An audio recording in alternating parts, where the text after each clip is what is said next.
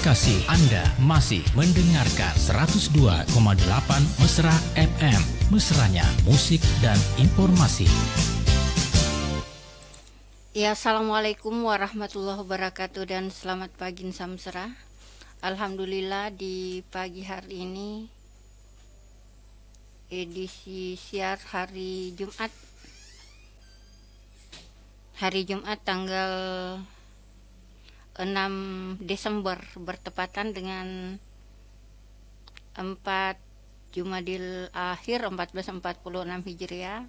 Kami hadir kembali di ruang dengar Insan Mesra, menemani Insan Mesra semuanya di acara Dialog Agama Islam bersama dengan Ustaz yang selalu setia memberikan ilmunya kepada kita semua, yaitu Bapak Ustaz Muhammad Rosidin BAMA.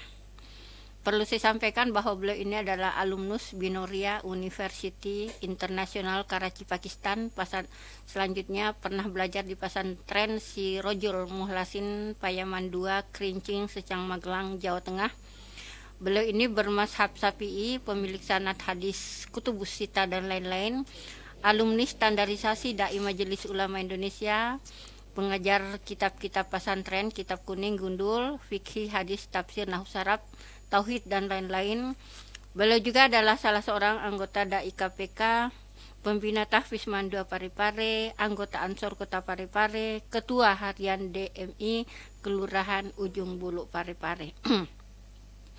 Beliau ini terlalu banyak kegiatan ya, dan alhamdulillah masih selalu menyempatkan diri setiap hari Jumat memberikan ilmunya kepada kita semua lewat 102,8 Mesra FM. Untuk acara ini Mesra boleh dengarkan juga melalui streaming di www.radiomesra.com. Saya mencoba menyapa beliau dulu. Assalamualaikum Ustaz. Waalaikumsalam warahmatullahi wabarakatuh. Iya, apa kabar ini Ustaz? Gimana ya? Iya. Pak Direkturnya coba dites dulu suaranya Pak Ustadz, kayaknya belum keluar ya, atau bagaimana ini? Mic baru? Belum. Ya, dites dulu. Dan Insan Mesra kita juga live di Facebook Mesra Radio Parepare, silahkan. Subhanallah, tes. Sudah keluar. Tes. Subhanallah. Subhanallah, alhamdulillah. Kecil. Iya. Insan Mesra untuk hari ini kita masih di materi kemakruhan azan dan iqomah untuk bagian kedua ya materinya. Kemudian Insan Mesra boleh berpartisipasi di layanan telepon kita 0853 9535 0907. Ya, silakan Ustadz untuk materi kita hari ini. Bismillahirrahmanirrahim. Assalamualaikum warahmatullahi wabarakatuh. Waalaikumsalam warahmatullahi wabarakatuh. Alhamdulillahirabbil alamin. Allahumma shalli ala sayyidina Muhammad wa ala ali sayyidina Muhammad. Insan Mesra dimanapun berada, segala puji hanya bagi Allah Subhanahu wa taala. Salawat dan salamnya kita haturkan kepada yang mulia baginda Nabi Muhammad sallallahu alaihi wasallam. Insan Mesra dimanapun berada, semoga kita semuanya dalam keadaan baik-baik saja, sehat walafiat, dan yang kurang fit semoga Allah segera fitkan kembali, amin. Dan insya Allah alhamdulillah kita jumpa kembali di acara Dialog Agama Islam pada hari Jumat kali ini, yaitu Jumat tanggal 6 ya kalau tidak salah. Betul. Tanggal 6 bulan 12 2024 ya. Dan insya Allah materinya melanjutkan pembahasan sebelumnya, karena di pembahasan sebelumnya itu kemarin bab tentang seputar daripada kemakruhan azan dan iqomat ya. Tapi kan di sana belum selesai juga, maka kita akan melanjutkan tentang kemakruhan azan dan iqomat tersebut ya. Sebelum kita memulai, alangkah baiknya kita doakan untuk kita, keluarga kita, siapapun yang kita kenal, guru-guru kita, baik yang ada di dalam negeri maupun luar negeri, mau yang masih hidup, yang sudah meninggal, terkhusus andai guru kita di Sulawesi Selatan, keluarga kita yang masih hidup pun yang sudah tidak ada, kita doakan, kirimi Al-Fatihah untuk kita juga yang masih hidup. Lillahi wa lisyafati rasulillah sya'ulil Al-Fatihah. Bismillahirrahmanirrahim. Ar-Rahmanir-Rahim. Maliki yaumiddin. Amin. Bismillahirrahmanirrahim. Makruhatul adani, kemakruhan azan. Itu di kolom komentar kemarin bertanya ya, Mia? Iya, ada pertanyaannya kemarin kalau masalah tidak salah salat awabin. awabinya, atau sekarang mungkin di kolom komentarnya ada lagi, diulang lagi mungkin. Sempat kemarin saya catat Ustadz pertanyaan Iya. dari Ibu Hajrana Umar, yaitu Iya. faedah sholat awabin dan tata cara pelaksanaannya. Iya.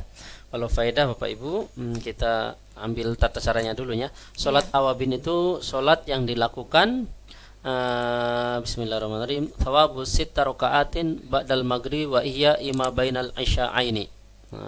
Pahalanya 6 rakaat setelah salat maghrib, maksudnya menghidupkannya salat di antara waktu maghrib dan isya, itu 6 rakaat tersebut salat awabin. Jadi salat awabin 6 rakaat. 2 rakaat, 2 rakaat, 2 rakaat. 2 rakaat salam, 2 rakaat salam, 2 rakaat salam. Nah, Ustadz, kemudian artinya awabin itu apa Ustadz? awab itu ya kembali kepada Allah, berarti bertaubat. Kalau sinonimnya itu kembali kepada Allah, berarti orang yang bertaubat, orang yang kembali kepada Allah. Dan sinonimnya seperti itu, persamaan ininya, katanya persamaan artinya. Kemudian niatnya bagaimana? Ya udah, niatnya usolli sholatul awabina rakaataini musaqbilaati adalillahi taala sunnatalillahi ta'ala. Dah. Kalau tidak bisa Arabnya, niat saya sholat awabin 2 rakaat karena Allah Ta'ala. Sudah, nanti baca Al-Fatihah, baca surat, terus seperti sholat biasa.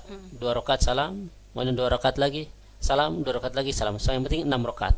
Itu bacaannya terserah mau apapun biasanya, tapi kan biasanya kadang ada beberapa ulama Andre Gurta itu biasanya sholatnya baca ini baca itu, ya silahkan, karena itu amalan mujarobat. Amal mujarobat itu amalan yang sudah diamalkan para ulama-ulama tersebut. Ternyata ada ada athar.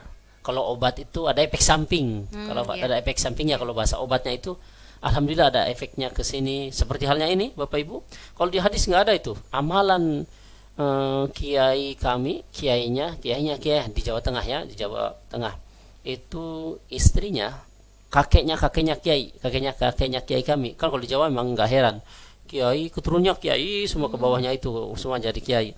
Itu amalan kakek yang perempuannya itu kiai, nyai juga kan, kiai perempuan nyai. Itu sholat duha dia bacanya qul huwallahu ahad, rakaat pertama 10 kali, rakaat kedua 1 kali. Sholat duha setelah Al-Fatihah baca itu. Beliau sampaikan, insya Allah kita sebelum meninggal tidak akan terkena penyakit yang parah-parah. Nah, itu diamalkan sama ustadz sama termasuk payai kami juga mengamalkan. Alhamdulillah tidak ada penyakit aneh-aneh payai itu. Ketika meninggal ya sakit biasa saja, tidak terlalu parah kan. Itu ya, itu kan kalau ditanya hadis mana seperti itu, mana Rasulullah seperti itu, enggak, cuma itu amalan.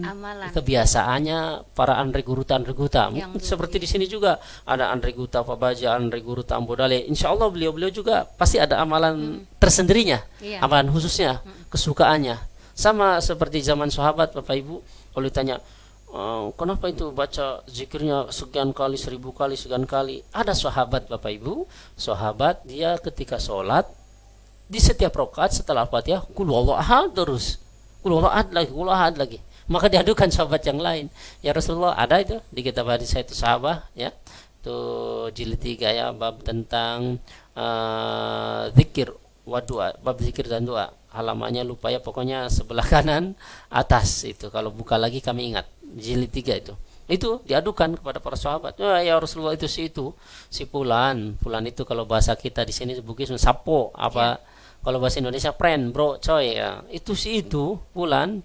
Ya Rasulullah, kalau dia sholat, setiap kali sholat setelah Al-Fatihah qul huwallahu ahad lagi, setiap sholat itu kami makmum. Maka panggil, coba ke sini, panggil tuh orang sahabat tersebut. Maka limada tafal kadalik, kenapa melakukan seperti itu, kata Nabi, kata sahabat tersebut, ya Allah, saya suka surat Al-Ikhlas, li'annahu apa namanya, kayak saya suka surat Al-Fatihah, surat Al-Ikhlas. Kenapa?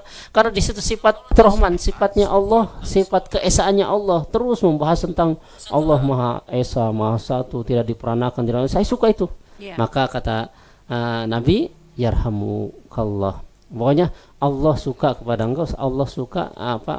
Semoga Allah merahmati engkau. Nah, ini walaupun Nabi kan nggak melakukan, tapi sahabat itu baca itu terus, bukan berarti karena Nabi nggak melakukan nggak boleh, bukan. Itu tergantung niat, itu tergantung niat kita, niatnya apa. Kalau ada orang yang baca seperti itu juga, ya kalau niatnya betul karena Allah, insya Allah Allah pandang. Yang penting niatnya betul, tidak melanggar syarat, boleh saja. Nah. Jangan lagi dibilang ini bidah. Iya, seperti itu. Seperti itu. Jadi itu ya amalan-amalan. Maka seperti ini juga salat awabin tadi, ada sebagian ulama yang mungkin bacaannya ini ayat kursi sama apalah, ayat bacanya ini sama ini. Ya silahkan. Jadi kalau ketentuannya namanya salat sunnah, silahkan mau baca apapun. Yang penting baca Al-Fatihah, setelah Al-Fatihah mau baca surat pun boleh, tidak pun langsung ruku boleh, karena yang wajibnya Al-Fatihah. Tapi biasanya ada arahan dari guru-guru kita, Andre guru ta silahkan ya, karena memang sudah biasa diamalkan, ada asarnya, ada efeknya. Kalau obat itu ada efeknya, seperti itu. Seperti tadi itu amalan salah satu kiai di Jawa itu, kakeknya itu kiai juga, itu sholat duha. Nah, dia di rakaat pertama 10 kali baca qul huwallahu ahadnya, rakaat kedua 1 kali setelah Al-Fatihah ya, itu rakaat setelah rakaat pertama baca qul huwallahu 10 kali setelah Al-Fatihah, rakaat kedua 1 kali. Kata beliau, insya Allah kita tidak akan kena penyakit yang parah sekali, tidak. Nah itu. Jadi kita yang mau mengalahkan silahkan, yang tidak pun tidak apa-apa. Yang penting jangan menyalahkan, karena itu kan amal ibadah juga. Karena kalau tidak melanggar syarat tidak apa-apa. Jadi siapa tahu nanti sholat awabinya ada yang bacaannya harus ini kata guru, ya silahkan itu. Nah, boleh semuanya itu. Kemudian fadilahnya ya, tadi kan tata caranya. Caranya tadi seperti itu, 2 rakaat 6 kali ya. Apa maksudnya 6 rakaat, 2 rakaat salam, berarti 3 kali sholat itu. Nah, itu faedahnya katanya dalam pertanyaan tersebut Ibu Ajrana, faedahnya atau manfaatnya ya. Pahala tentang sholat atau pusit rakaatin ba'dal maghribi wa iya imma bainal isya'aini. Nah, itu An-Umar bin Abi Khath'ami an Yahya bin Abi Katsirin an Abi Salamata an Abi Hurairah radhiyallahu anhu qala Rasulullah. Nah, dari sahabat-sahabat tadi yang disebutkan, Abi Khath'am dari sahabat Yahya bin Abi Katsir, dari sahabat Abu Salamah, dari sahabat Sayyidina Abu Hurairah radhiyallahu anhu, beliau mengatakan qala Rasulullah bersabda, man sholat, barang siapa salat ba'dal maghrib, setelah salat maghrib, setelah salat maghrib 6 rakaatin 6 rakaat, lam yatakalama fima bainahunna bisuin adalna bi ibadati thintai asyarata sanatan. Setelah itu di antara 2 waktu salat, barang siapa yang salat 6 rakaat setelah maghrib, di antara maghrib dan isya, dan di antara maghrib isya tersebut dia tidak ada bicara yang jelek, bicara yang sia-sia, bicara yang kotor, yang jelek, yang tidak ada apa nanti menurut agama itu tidak bagus, tidak bicara itu, maka maka diganjar ataupun berpahala 12 tahun ibadah, seperti melaksanakan 12 tahun ibadah. Warawi Ibnu Majah wa Tirmidzi wa qala gharibun wa Ibnu Khuzaimah. Nah, hadis riwayat Imam Ibnu Majah, Imam Tirmidzi mengatakan hadis ini asing. Imam Tirmidzi kan 6 kitab induk untuk kutubus sittah. 6 kutubus sittah itu 6 kitab induk hadis. Bukhari, Muslim, Abu Dawud, Tirmidzi, Nasai, Ibnu Majah. Ini salah satu ini. Imam Tirmidzi mengatakan hadis ini langka. Wa Ibnu Khuzaimah. Imam Ibnu Khuzaimah juga meriwayatkan. Dalam hadis yang lain juga artinya saja, man shalla ba'dal maghribi 6 rakaatin ghufirat lahu dzunubahu wa in kanat min zabadil bahri. Barang siapa yang salat setelah maghrib 6 rakaat, maka dosanya diampuni walaupun seperti buih di lautan dosa-dosanya. Yaitu rawat Tabrani yang terbeli mengutarakan hadis ini, wa qala tafarrada bihi Shalih bin Qatniqal. Intinya hadis-hadis ini ya Bapak Ibu, itu tadi seperti ini. Hadisnya lemah. Ya, hadis-hadisnya lemah. Kemudian juga man shalla ba'dal maghrib 20 rakaatan banallahu lahu baitan fil jannati. Barang siapa salat setelah salat maghrib 20 rakaat, Kalau ini 20 rakaat, maka Allah akan membangunkan istana ataupun rumah di surga untuk dia. Nah, ini pun hadisnya Bapak Ibu, pokoknya hadis yang sholat awabin ini apa ya, doif, lemah, enggak kuat. Tapi boleh diamalkan tidak? Kalau untuk fadilah boleh, untuk apa namanya, motivasi untuk supaya beramal silahkan saja. Yang enggak boleh tentang hadis yang lemah itu yang tidak boleh untuk halal, haram, hukum apa dan sejenisnya itu tidak boleh. Kalau hadis tentang halal haram pakai hadis dhaif enggak boleh. Tapi kalau untuk beramal, untuk supaya dia termotivasi, boleh, silahkan. Bagi yang tidak, ya tidak apa-apa, tidak maupun kalaupun mau ngamalin sekali aja ya silahkan, karena setiap amal itu kan amal-amal sunnah yang lain minimal kalau bisa setiap hari, tidak bisa seminggu sekali, tidak bisa sebulan sekali, tidak bisa setahun sekali, tidak bisa juga seumur hidup pernah satu kali amal-amal yang lainnya seperti itu. Intinya pada dasarnya hadis tentang sholat awabin itu kalau secara hukum, secara ilmu hadisnya tidak kuat lah hadisnya. Cuma kalau untuk fadilah, untuk supaya giat mau beramal, ya silahkan, itu boleh diamalkan. Iya. Terima kasih untuk Pak Samsul Qadri Nur yang sudah bergabung di Facebook. Siapa tahu ada yang mau dipertanyakan, silahkan bertanya. Kemudian ada Ibu Esti Kuswardani. Ustadz, mohon maaf mau bertanya, bila orang yang memelihara kucing, apa akan dapat pahala dari Allah? Ya, jadi terima kasih Ibu Esti Kuswardani ataupun Kak Esti Kuswardani. Ya. Pertanyaannya intinya kalau pelihara kucing apakah akan dapat pahala dari Allah? Iya Bapak Ibu yang dirahmati Allah Subhanahu wa taala, bukan kucing saja. Pelihara apapun, menyiram tanaman pun, ngasih makan burung, ngasih makan apa, itu pahala. Nyiram tanaman itu sebetulnya bertasbih juga kepada Allah Subhanahu wa taala.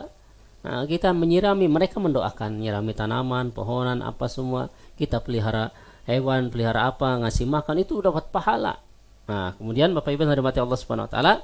Nah, ini dalam hadis irhamu mang fil ardi yarhamukum mang fis samai. Kasihanilah makhluk-makhluk yang ada di bumi, maka yang di langit akan mengasihani kalian. Jadi apapun itu Bapak Ibu, mau kita berbuat baik kepada siapapun, kepada manusiakah, baik yang Islam maupun yang bukan Islam, dapat pahala. Ya, yang penting niatnya memang betul karena Allah. Nah, kalau niatnya karena supaya dilihat, supaya disebut-sebut, wah itu baik itu, ya betul dalam hati. Iyalah saya ini orang ngasih makan kepada orang, oh, baiklah. Kalau seperti ini, ya itu naudzubillah. Semoga orang-orang yang tadinya pengen dipuja-puji, semoga Allah lenturkan hatinya, semoga kembalikan lagi karena Allah Subhanahu wa taala. Jadi dapat pahala Bapak Ibu. Jangankan kucing, ke anjing saja berpahala. Ya. Anjing najis, tapi memang hukumnya saja najis. Hukumnya saja najis. Kalau kita pegang, kalau kering sama kering boleh pegang, silahkan. Tapi kalau salah satunya basah atau basah-basah, ya cuci 7 kali cucian, salah satunya dengan dengan debu atau tanah. Itu secara hukumnya saja najis. Cuma dirinya dia, ya kalau dia kelaparan kasih. Selagi anjing yang tidak membahayakan, kalau anjing yang akan membahayakan, suka menggigit orang, ya tinggalkan. Bahkan boleh juga dibunuh kalau yang akan membahayakan. Nah, boleh juga pelihara anjing dengan beberapa syarat. Untuk buruan, nanti kalau di bab buruan ada, untuk buruan, untuk berburu, untuk haris, untuk menjaga, untuk satpam. Pak Ustadz, saya mampu beli satpam, saya bayar. Ya udah, kalau kita mampu bayar satpam 24, ya silakan pakai satpam. Oh, saya uangnya mepet Ustadz, kalau tapi ini perlu gudang dijaga. Ya udah, pakai anjing boleh. Niatnya untuk menjaga gitu. Kan pelihara anjing pun boleh, dengan beberapa syarat. Nanti babnya, nanti bab buruan ada. Kemudian itu pelihara kucing pahala Bu, ke siapapun memelihara ataupun bahkan bukan dipelihara, ada yang lewat dikasih pahala. Maka itu Bapak Ibu, ada kisahnya itu, lupa ingat ini, Imam Ghazali atau siapa? Imam Ghazali Bapak Ibu, kisahnya dulu Imam Ghazali kan kalau zaman dulu itu belum ada percetakan, karya tulis ataupun pakai tangan semua, tulisan tangan kan, pakai tinta. Yeah. Waktu itu dikisahkan Imam Ghazali sedang menulis di dalam kitab-kitab, menulis hukum-hukum. Ketika menulis, ternyata ada lalat yang hinggap di tintanya. Kan zaman dulu tintanya dicelup dulu baru diangkat tulis. Tintanya hinggap di apa, lalatnya hinggap di tintanya Imam Ghazali. Imam Ghazali nggak melanjutkan nulisnya, biar dia kenyang dulu. Nah itu kami pending dulu ini ya kisahnya, karena supaya menyambungkan kisah sebelumnya. Jadi ketika sudah pada meninggal itu Imam Ghazali juga, kan Imam Ghazali sudah meninggal, maka dimimpikan oleh ulama-ulama setelahnya, dimimpikan, maka memimpikan Imam Ghazali kok dapat derajat yang mulia, bagus di akhirat atau di alam barzah. Maka ditanyakan kepada Imam Ghazali ulama tersebut, wahai Tuhan, kenapa engkau mendapatkan derajat yang tinggi mulia seperti ini? Apakah engkau karena ahli fikih? Kan ahli fikih juga. Apa karena engkau ahli hadis? Kan hadis juga. Apa engkau ahli tasawuf? Apalagi tasawufnya itu kan Imam Ghazali tasawuf. Nah, apa engkau ahli dzikir? Kan banyak zikir juga. Nah, termasuk beliau ini kan belum sempat menikah. Nah, meninggal. Tapi kalau di kita mungkin sebelum sempat menikahnya mungkin karena sibuk atau apa. Tahu kalau Imam Ghazali, kalau imam ulama terdahulu enggak sempatnya karena memikirkan kita umat-umat setelahnya ini supaya paham ilmu, paham agama bagaimana ini ya, dituliskan semuanya. Nah, itu Imam Ghazali menjawab dalam mimpi tersebut, wahai Tuhan, dimimpikan oleh ulama atau oleh orang-orang setelahnya. Wahai Tuhan, bukan, saya dapat derajat seperti ini bukan karena saya ahli fikih, ahli hadis, ahli tasawuf, ataupun karena saya karya tulisnya banyak, karena saya menulis kitab-kitab agama banyak, bukan karena saya ahli zikir, bukan. Lalu apa? Wahai Tuhan, ketahuilah kenapa saya seperti ini. Dulu saya ketika mengarang kitab, menulis kitab di tinta saya, ketika mau menulis lagi ada seekor lalat hinggap di tinta saya. Lalu saya tidak meneruskan tulisan saya, biar dulu dia kenyang, setelah kenyang dia terbang, lalu saya lanjutkan tulisan saya, karya tulis saya, karya buku agama saya, lanjutkan. Itu Allah Subhanahu wa taala, sebab itulah Allah Subhanahu wa taala ridho kepada saya sehingga saya sekarang dapat derajat yang mulia. Nah, sehingga Bapak Ibu itu kalau kita telusuri itu di dalam Al-Qur'an, Quran surat Wal Adiyat ya, kalau enggak salah Adiyat, wa may ya'mal mithqala dzarratin khairan yarah wa may ya'mal mithqala dzarratin syarran yarah. Itu ayat terakhir. Barang siapa may ya'mal mithqala dzarratin khairan yarah wa may ya'mal mithqala dzarratin syarran yarah. Yang pertama ayat dua ayat sebelum terakhir ya, sebelum selesai. Dua ayat terakhir, paling terakhir kalau enggak salah surat Al Adiyat ya, kalau lupa silahkan ingetin. Itu may ya'mal mithqala dzarratin khairan yarah. Barang siapa yang beramal kebaikan sekecil apapun, maka akan melihat nanti balasannya. Nah, tapi itu kalau di tafsirnya yang kami pelajari dulu, salah satu kitab tafsir yang kami pelajari ada 4 ya, Ibnu Katsir, Murrah Lafidz, Sifatu Tafsir, kemudian Jalalain. Itu 4 kitab tafsir tersebut kami pelajari di kelas 3 tahun 2011 kalau nggak salah ya, 2011 atau 13 lupa, di Jawa.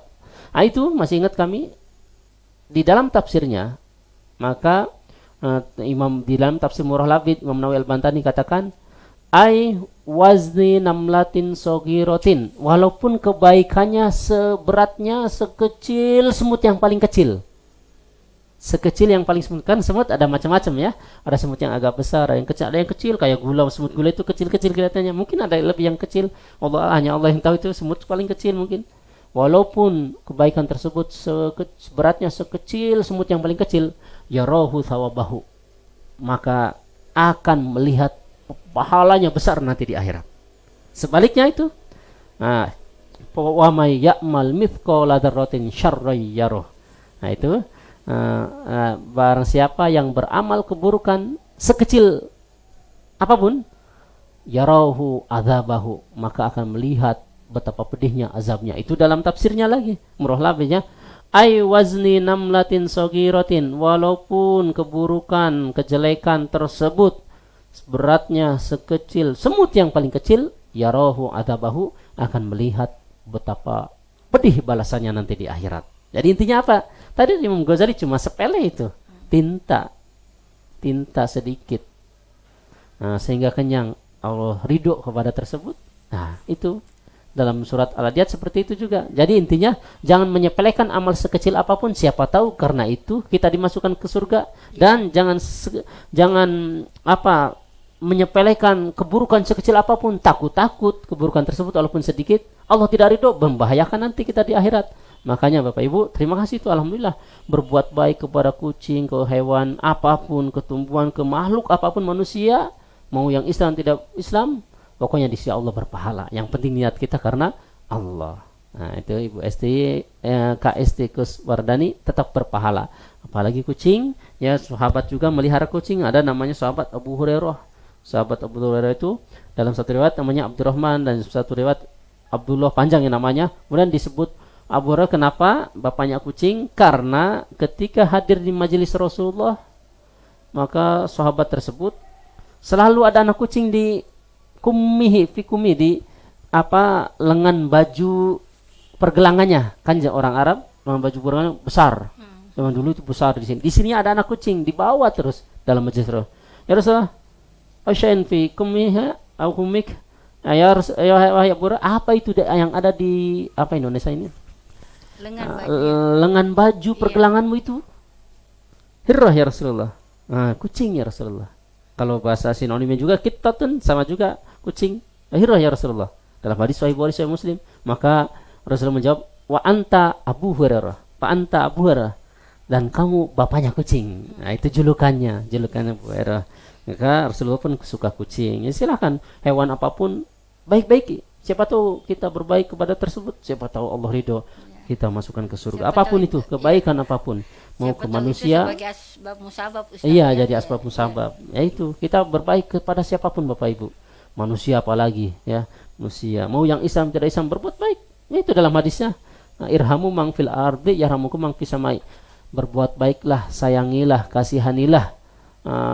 Berbaik-baiklah ataupun sayangilah kepada makhluk yang ada di bumi, maka yang di langit akan mengasihani kalian. Siapapun, orang siapapun, selagi ada yang minta kasih Pak Bu, selagi ada gitu. Iya Ustadz, ini ada titipan pertanyaan di luar materi kayaknya. Iya. Saya baca Ustadz ya.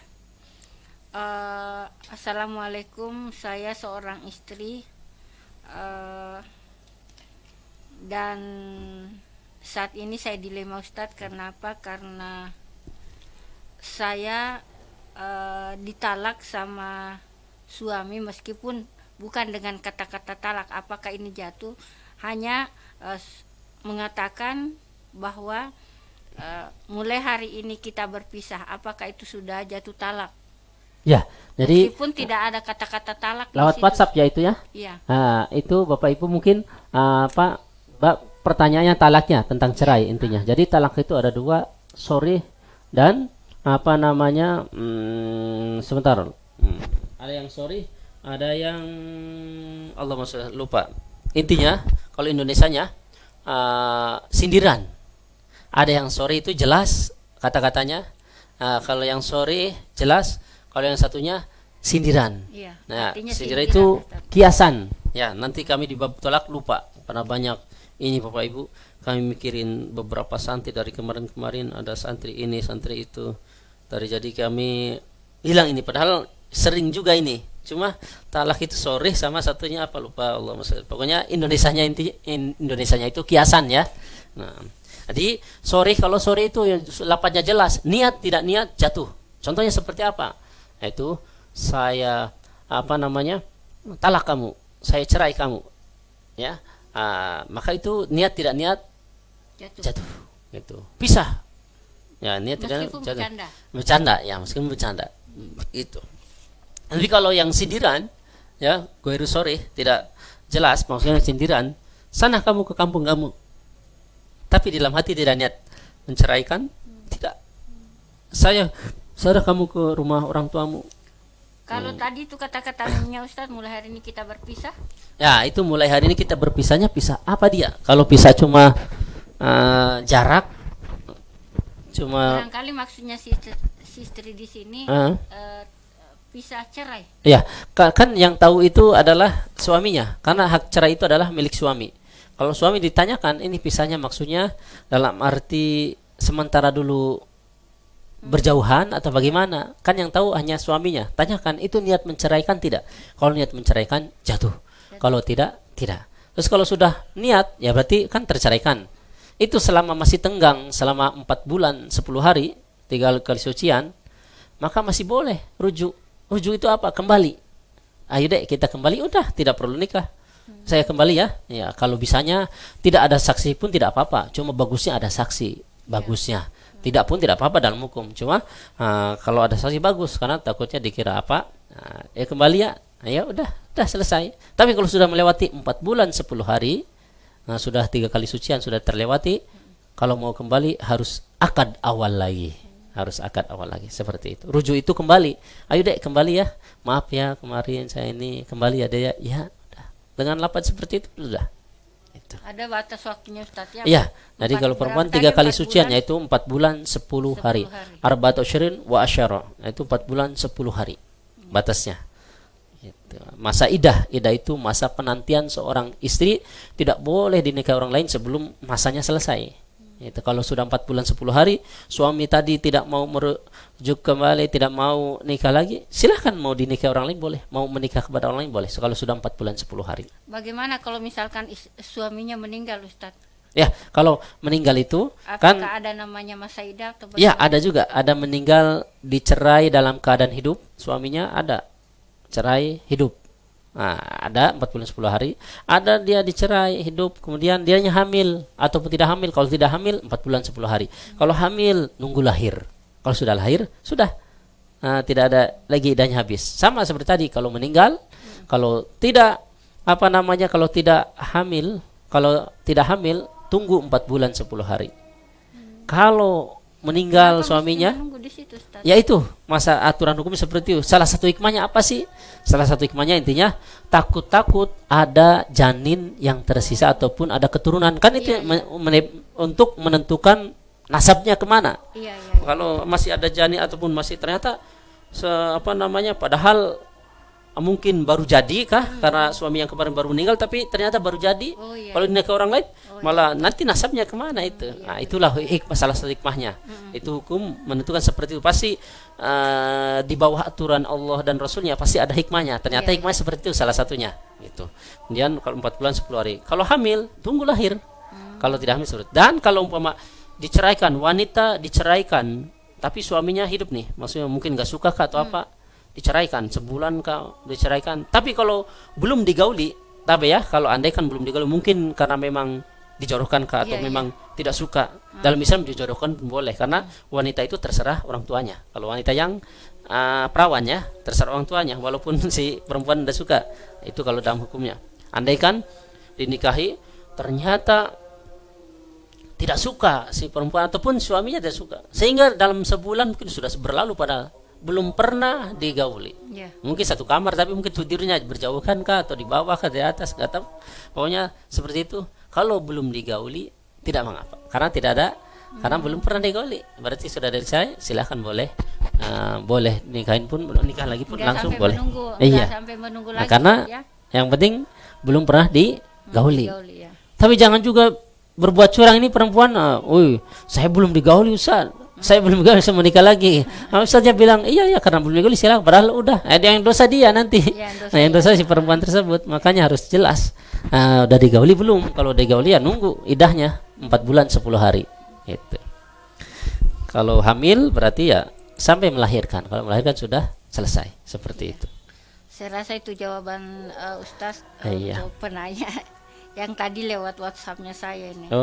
Lewat WhatsApp. Masih ada kesempatan ini Ustadz, kita lanjutkan materi kita. Walaupun dari tadi pertanyaan tidak apa-apa ya. Ya salam juga ke Pak D Suwarno di Perumnas Albir Blok H, Masjid Albir ya, Perumnas Blok H. Bismillahirrahmanirrahim. Kemakruhan ada atamti itu ay atamdid, melantangkan, maksudnya memanjangkan. Kan kalau iqomah pendek aja, nggak usah panjang-panjang seperti azan, dan juga tidak terlalu lantang seperti azan, agak ke bawah, volumenya dipelankan. Itu jangan kalau dilantangkan, kalau dipanjangkan makruh gitu. Maka Jangan terlalu wah nanti Allahu Akbar kayak azan gitu, Kayak malah kayak azan lagi itu. Kemudian al-kalamu athnahu li ghairi maslahatin, berbicara tidak ada kebutuhan, maksudnya berbicara tidak ada hajat. Ya kalau ada hajat, sesuatu yang membahayakan mungkin ketika azan ataupun iqamat, ketika iqamat di situ ada ular atau apa, ada orang mau lewat takut dipatuk, awas dulu jangan, baru qomat lagi lanjutkan, ya tidak apa-apa.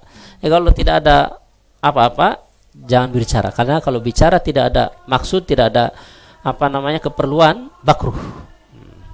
Kemudian kaunuhu qaidan aw raqiban, duduk ataupun azannya duduk ataupun berkendaraan makruh, ya, ilal musafir, kecuali musafir berperjalanan. Ya, azan kan sunnahnya berdiri. Ya, kalau duduk ataupun sambil berkendara, naik onta, kalau zaman dulu kan naik onta, naik kendaraan, atau sekarang mungkin pakai apa kalau sekarang? Ya itu mobil apa, mungkin mau sholatnya nanti di situ tapi sambil azan di dalam, ya tidak apa-apa, cuma makruh. Itu kalau tidak berkendaraan, ya, kalau tidak berperjalanan. Tapi kalau musafir tidak apa-apa kalau musafir, karena memang dia sedang musafir. Nanti menentukan tempat sholatnya tergantung ketika selesai azan, di sana aja, ya udah berhenti. Gitu. Al-khuruju minal masjidi badal adhani, keluar dari masjid setelah azan. Sawaun al-muadzinu au ghairuhu illa lihajatin, baik itu si muazin tersebut yang azannya, si orang azan tersebut, ataupun yang bukan azan, sudah azan kok keluar masjid, makruh hukumnya kalau tidak ada hajat. Nah makanya kalau sudah azan jangan keluar masjid, kalau tidak ada hajat makruh hukumnya. Kalau ada hajat bagaimana? Ya enggak apa-apa, ada hajat, mungkin mau kencing kah, mau ke WC kah, mau apa, ya boleh kalau ada hajat. Tapi kalau tidak ada hajat jangan, makruh. Lebih baik apa? Ya udah sholat sunnah, baca Quran, zikirkan, nunggu apa dan seterusnya, sambil nunggu qomat dan seterusnya. Ayyakuna mutajihan li ghairil qiblati, yaitu menghadap ke selain kiblat, makruh. Azan mau menghadap ke utara silahkan, menghadap ke selatan, menghadap ke timur silahkan, tapi makruh. Sunnahnya menghadap ke barat. Kaunuhu fasikun aw sabian, yang muazin azan ataupun iqamat tadi, ya, azan ataupun iqamat orang fasik ataupun anak kecil. Fasik itu yang selalu melakukan dosa besar, dosa apa, fasik terus, dosa besar, dosa kecil terus, ataupun mungkin yang azan udah tahu kita, si ini suka mabuk terus, kita melihat tahu, tapi azan malah disuruh ataupun dibiarkan, ya makruh azannya. Kalau bisa jangan yang suka berbuat dosa, biarkan yang lain itu. Ausobian ataupun anak kecil, ya, anak kecil sah tapi makruh, kecuali yang murahik, yang mumayyiz, bisa membedakan mana baik mana buruk, boleh. Maksudnya tetap sempurna. Kalau yang anak kecil sekali belum tahu baik buruk, sah, cuma makruh saja, seperti itu. Kaunuhu junuban aw muditsan, yaitu azan maupun iqamat dalam keadaan junub ataupun tidak punya wudu, makruh, ya, azan maupun iqamat kalau dia sedang junub ataupun belum wudu, makruh. Maka kita para muazin yang biasa azan, kalau bisa wudu dulu, ya, supaya sempurna pahalanya. Illa idza ahdatsa athna al-adhani fa yutammamu. Nah, kecuali di pertengahan azan ataupun iqamat, pertengahan Allahu Akbar, Allahu Akbar, Allahu Akbar, Allahu Akbar, pokoknya di pertengahan azan kentut, ataupun pertengahan iqamat belum selesai iqamatnya kentut, ya enggak apa-apa kentut, sempurnakan, maksudnya azannya sempurnakan, selesaikan, iqamatnya juga sempurnakan, selesai kan, baru nanti kita ke belakang ambil wudu, seperti itu, disempurnakan. Ada yang dipertanyakan? Ya, masih tersisa waktu ini, Ustaz. Ya. Kemudian baqiyatus sunani allati qabla sholati, yaitu sisa sunnah-sunnah sebelum sholat, yaitu apa saja sunnah-sunnah sebelum sholat, ba'dal adzan wal iqamati, setelah azan ataupun setelah iqamat. Apa sunnahnya? Al-masyu ila sholati bisakinatin wa waqarin, yaitu berjalan, bersegera ke masjid dengan tenang, tidak tergesa-gesa. Intinya supaya bisa sholat ke masjid. Berjalan ke masjid dengan tenang, santai. Maksudnya tidak tergesa-gesa. Kalau lari coba, nanti bernapas apa kan? Kalau orang sehabis lari pasti napas juga nggak beraturan, pikiran juga kan Raya masih goyang-goyang, mungkin nggak tenang. Berjalan ke masjid dengan tenang, dengan santai menuju sholat. Ad-du'a'u bainal adzani wal iqamat. Doa di antara azan dan iqamat. Nah, itu kita sudah tahu semua ya. Doa antara azan dan iqamat. Salah satu doa yang diijabah itu adalah doa di antara azan dan iqamat. Kalau sudah azan, doa, sholawat. Nah, itu doa azan. Kemudian doa apa saja? Ya, doa apa saja? Insyaallah doa kita dijabah. Kemudian al-mubadaratu ilal istighali bi asbabi salat fi awali waktu. Dan bersegera untuk supaya bisa sholat di awal waktu intinya. Kalau sudah azan berkumandang, bagaimana caranya? Sudah berkumandang atau qomat berkumandang, kita bersegera untuk bisa sholat di awal waktu. Itu kesunahan-kesunannya. Berarti bagaimana caranya supaya seperti itu? Jangan pula, saya masih di sawah, andaikan di sawah. Udah azan, saya di sini aja lah nanti dulu. Itu sunahnya itu bersegera. Kalau sudah azan memang bersegera untuk supaya bisa sholat awal waktu bagaimana. Nah, itulah hikmahnya Bapak Ibu ini. Masjid kan bunyi. Nah, ini kan ada beberapa kelompokan yang nggak mau, nggak ada di zaman Nabi, nggak boleh itu saudara. Bukan nggak bolehnya. Kalau di zaman Nabi memang nggak ada. Tapi kalau kayak gini boleh tidak ini? Melanggar syariat tidak? Tidak. Kan memutar Al-Quran, mutar ngaji atau apa, yang mendengarkan dapat pahala. Nah, kalau tidak ya tidak dapat pahala. Tapi kalau mendengarkan dapat pahala, apalagi kalau ingat hafalannya dapat pahala. Hikmahnya apa? Hikmahnya diantaranya, coba kalau tidak ada mengaji, orang tidak ada persiapan. Kalau tidak ada mengaji, mungkin orang yang di sawah, yang di ladang, nelayan ataupun di kantor tiba-tiba azan. Kalau orang yang imannya lemah, kenapa tidak azan? Kalau gitu nanti aja lah saya sholat sendiri di sini ya. Tapi kalau udah ada aba-aba ataupun sudah ada tanda-tanda mengaji atau apa, sudah tiba ini 15 menit lagi kurang lebih nih. Saya siap-siap lah, segeralah, tulisan saya belum selesai nih. Ini struk yang ini belum selesai, saya selesaikan. Ini yang bagian ini belum selesai, saya selesaikan. Segera supaya cepat, supaya bisa ke sholat ke masjid. Yang di sawah juga sama, kalau ada tanda-tandanya itu hikmahnya. Sudah bunyi masjid, walaupun belum azan. Saya segeralah.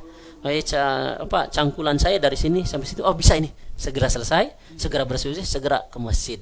Bisa akhirnya. Coba kalau langsung azan, kalau orang yang lemah, saya nggak ada persiapan. Berarti kalau nyampe ke sana baru ke rumah udah komat, udah hilang, malu nanti nggak ketinggalan. Kalau itu salah sendiri aja lah di rumah. Jadinya itu kalau orang-orang yang lemah, itu salah satu hikmahnya Bapak Ibu. Jadi jangan sampai disalah-salahkan terus. Kalau dibilang sama juga seperti itu loh. Imsak di Indonesia sama di Arab beda. Kalau imsak di Arab kan, imsak itu artinya bahasa Arabnya menahan.